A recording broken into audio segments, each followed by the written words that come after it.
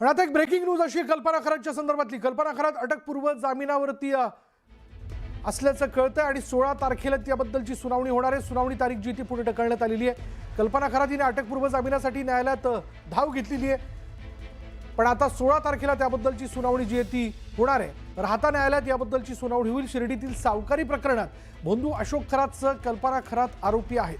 कल्पना खरातवर गुन्हा दाखल झाल्यापासून ती फरार असल्याचं कळत आहे. कल्पना खरातचे वकील आज गैरहजर होते. आरोपीचे वकील हजर नसल्यानं सुनावणी तारीख पुढे ढकलण्यात आली.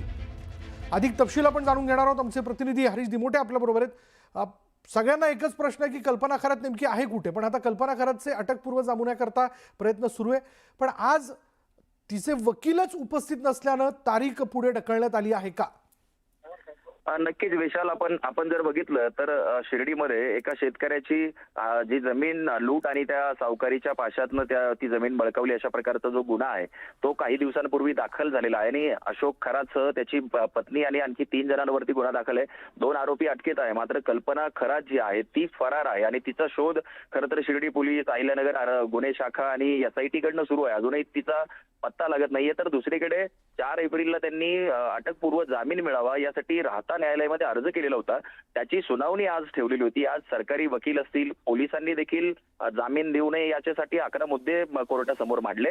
मात्र दुसरीकडे कल्पना खरातचे जे वकील आहे, आरोपीचे वकीलच आज गैरहजर होते. त्यामुळं कोर्टाला कोणताही निर्णय आज घेता आला नाहीये. त्यामुळं 16 एप्रिलला यावरती आता पुन्हा सुनावणी होणार आहे. मग 16 एप्रिल रोजी आरोपी कल्पना खरातचे वकील त्यांची बाजू मांडतील आणि त्यानंतर कोर्ट कल्पनाला अटकपूर्व जामीन देते का हे पाहणं महत्त्वाचं ठरणार आहे. धन्यवाद हरीश या सगळ्या तपशिलाबद्दल.